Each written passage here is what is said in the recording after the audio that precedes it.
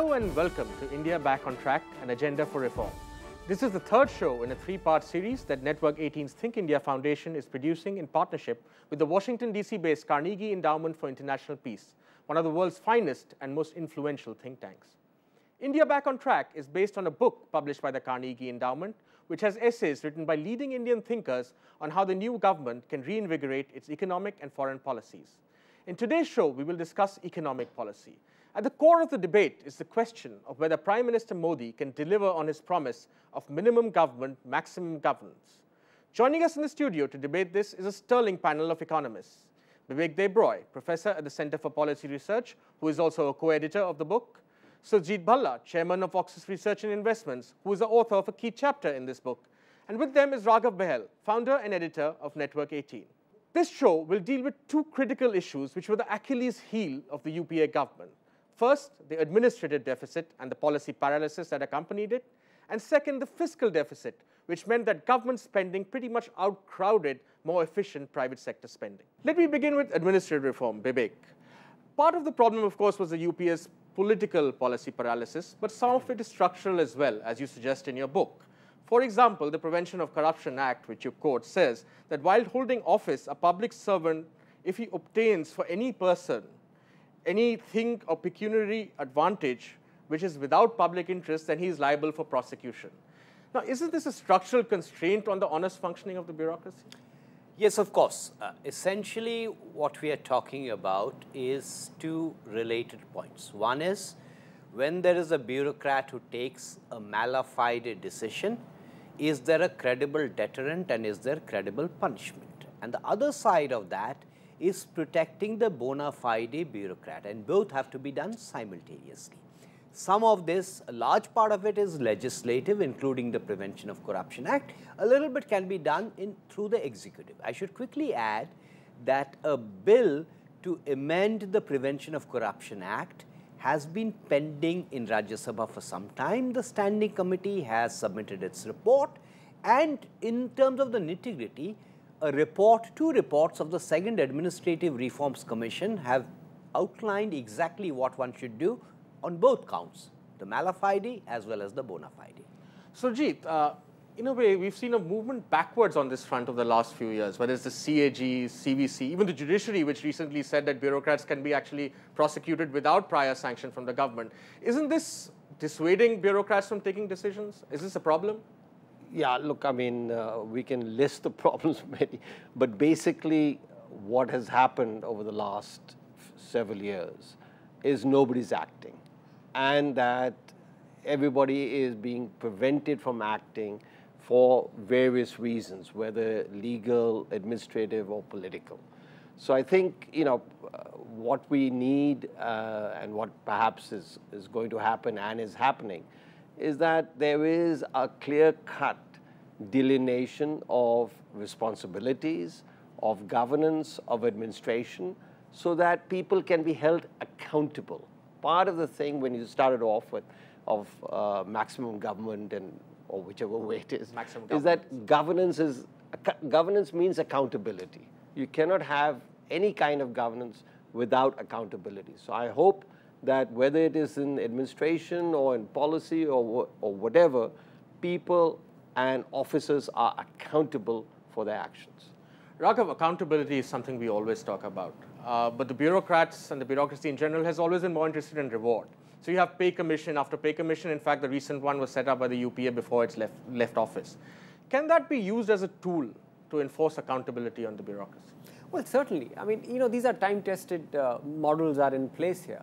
But I think it's ultimately about the leadership taking decisions and taking the rap for those decisions. Over the last few years, we saw that the leadership had abdicated its decision-making responsibility, which is a risk-taking exercise because decisions go wrong, decisions go right. But someone has to stand behind the decision and say, I took it in the best possible manner, I took it with the best possible intentions, and if it's gone wrong, well, I'm sorry, but there was nothing wrong intention there. I think that went away, and therefore down the line, no one was willing to take decisions. And in that vacuum stepped in the judiciary, in that vacuum stepped in all kinds of vested interests which started. So I think it comes from there. Vivek, another problem with the bureaucracy which you've pointed out in your chapter in this book is that it's rather bottom heavy. So the class A officers, or the ones we know as the IAS officers, form about 3% of the bureaucracy, whereas the lower rungs, C and D, which are largely the clerical staff, form about 80% or near about that number. I mean, does this in any way impede efficient government? Yes, but let's put it like this, that when one is talking about the government in India, we often tend to focus on central government, but there's the state government. The thrust of the book is, of course, on the central government.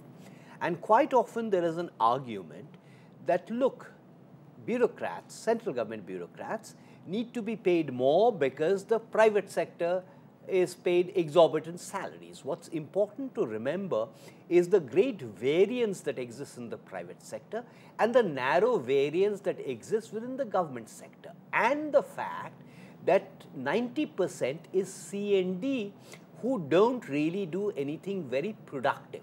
So the issue is not really the size of government defined in terms of government employees, but what those government employees actually do.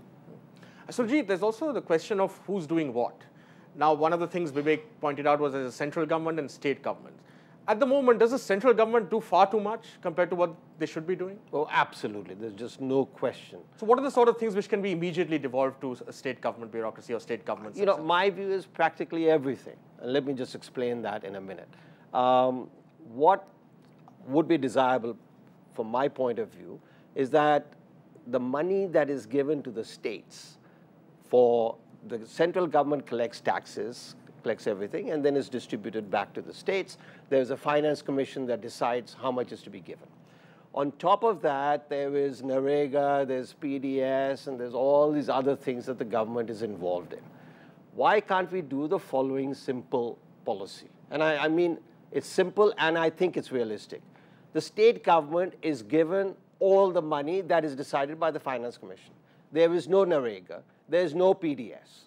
The state government decides what to do. If it wants to go ahead and dig for gold underneath temples, it is their prerogative. They will be thrown out. This is, you know, what we have seen in the recent elections is that the people are really, really fed up with how the state governments have performed, how the central government has performed, and they will vote out people. So therefore, let them do it, and they will do it. So therefore, why is it that somebody in the center knows that who's got to be given employment and at what rate and whatever this thing is? This is, you know, we've gone into a mindless extreme with the central government's involvement. And Raghav, rather than bureaucrats in Delhi deciding what's good for the rest of the country, or even bureaucrats in state capitals, there is a case for devolving power further down, say to urban local bodies or to panchayats. I mean, this is surely the way to go for the future. Oh, absolutely. In a genuinely federal structure, most of the policy-making functions which are pan-Indian would stay with the central government. But very little implementation power or implementation accountability should even be with the central government. So implementation happens on the ground. It's by people who are closer to the event, to the act.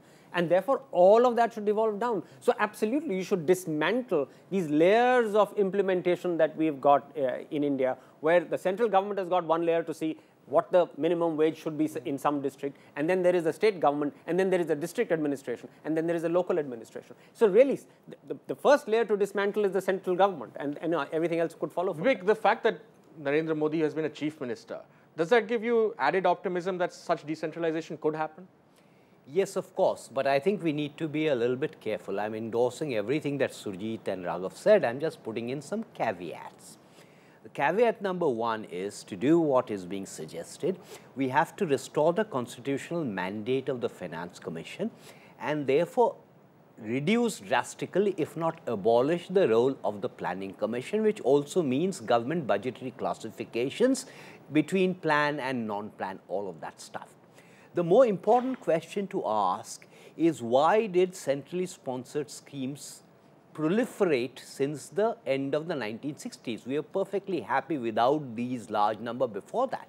And the reason for that was the center felt, legitimately or illegitimately, that the states would not introduce the necessary reforms. So hence the question, how do you incentivize the states, and I'm using the word incentivize to introduce various reforms, the kind of stuff that's been done, let's say, under the JNNURM that has an incentivization. And the last point I want to mention, to again add to what Raghav has said, let's not forget the role of the state finance commissions, which are responsible for devolution within the states, much more important for panchayats than for urban local bodies, because urban local bodies actually have some sources of revenue that they can tap, not true for panchayats. Right. The problem is that the recommendations of state finance commissions are either non-existent, or when they exist, they have been flouted. Right. So there you have it. There are plenty of suggestions to streamline administration. Maximum government isn't only about minimizing the bureaucracy and making it more efficient. It's also about devolving power to state governments, to urban local bodies, and to panchayats. Time to take a break. After the break, we'll discuss the fiscal overhang, the large fiscal overhang left by the UPA, and how this can be reduced to make more space for the more efficient private sector. Be right back.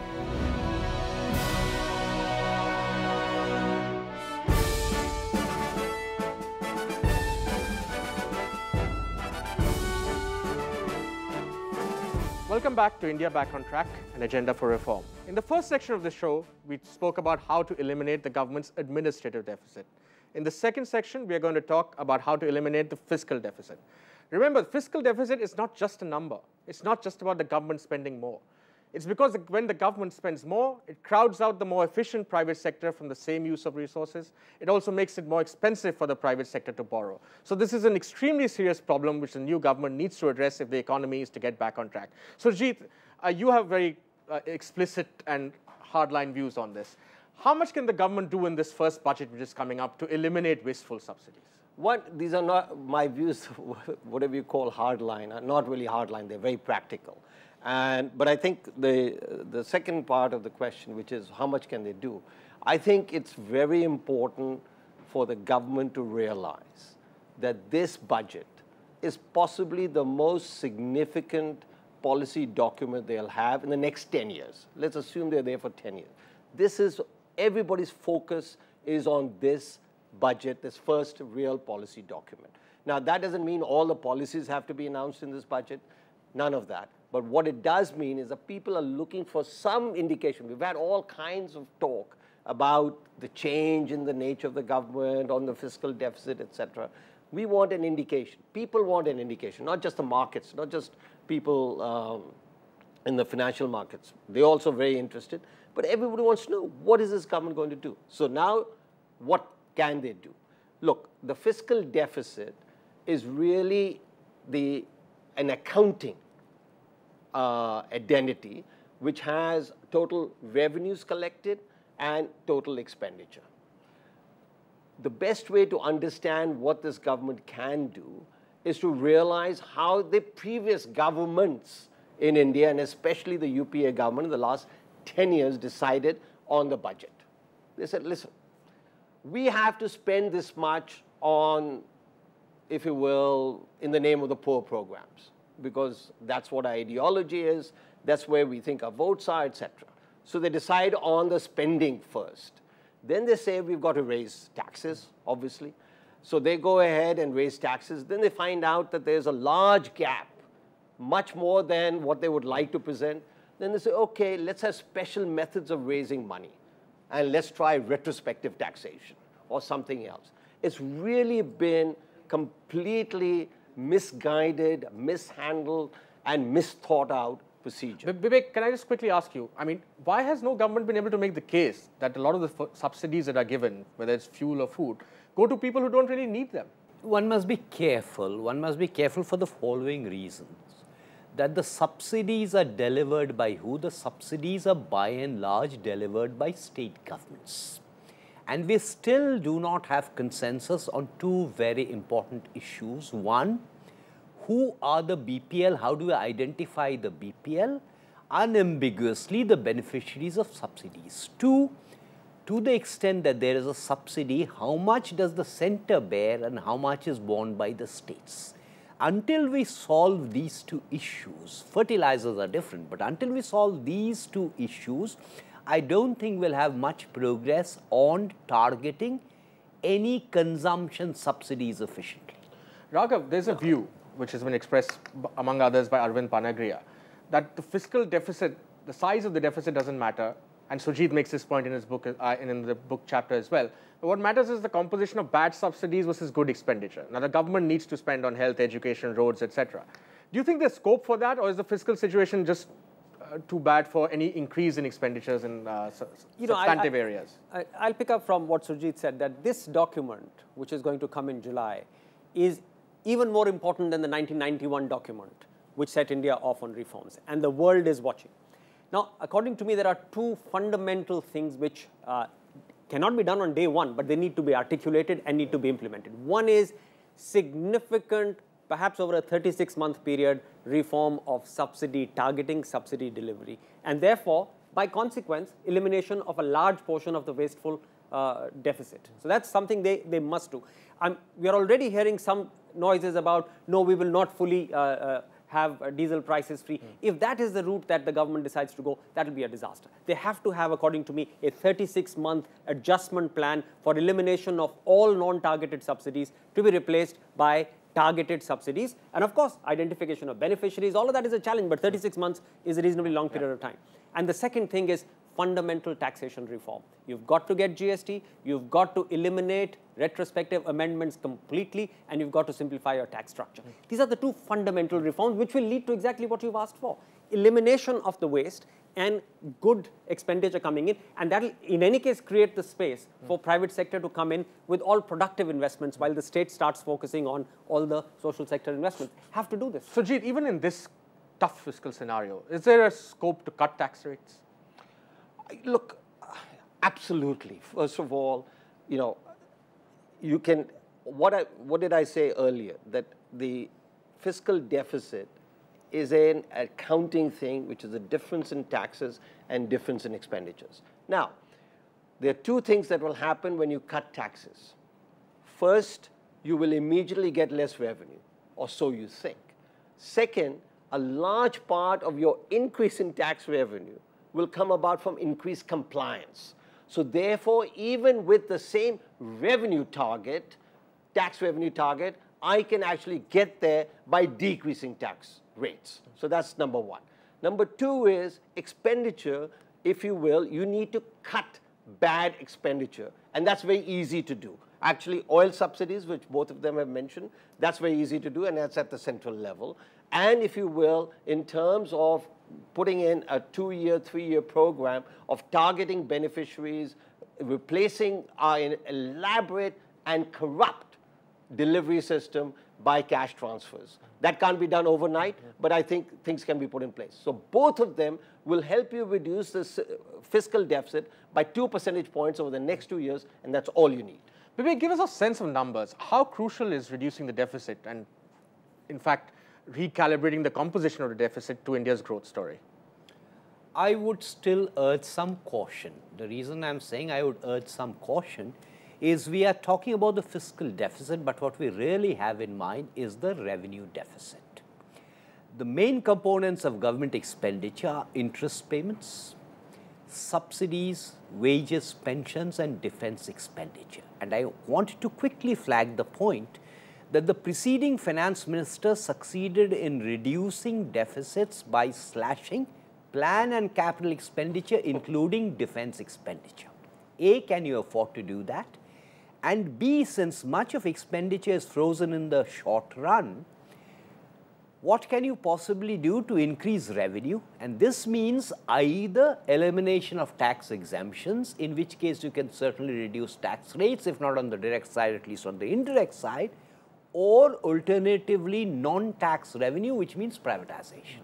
Raghav, I'll give you the last word on this. What are the one or two things you would expect the finance minister to do in this budget to give a real confidence boost to investors and to the rest of us in the economy? Well, I think the one and only thing that if he can do is not to be incremental in any change if he wants to make. So if he's going to talk about an FDI policy, and if you're going to go back to having 26% and 40% and 45%, there are only two FDI rates which are important, 49% and 74%. Nothing else matters. So are we going to see simplification? This is just an example. Are we going to see simplification of our economic apparatus, our economic architecture on that scale? Or is it going to be incremental tinkering around here and there? If it's incremental, then believe me, there's going to be a severe backlash of disappointment. Yes, I think that's an appropriate note to finish with, because whether you look at the administrative deficit or the fiscal deficit, the time for incremental measures is over. It's time for radical reform. This government has an unprecedented mandate, the biggest mandate in 30 years. If this government can go ahead and make a radical departure from the past, a 1991 plus type of budget, then maybe better days will lie ahead. Thank you for watching. Goodbye.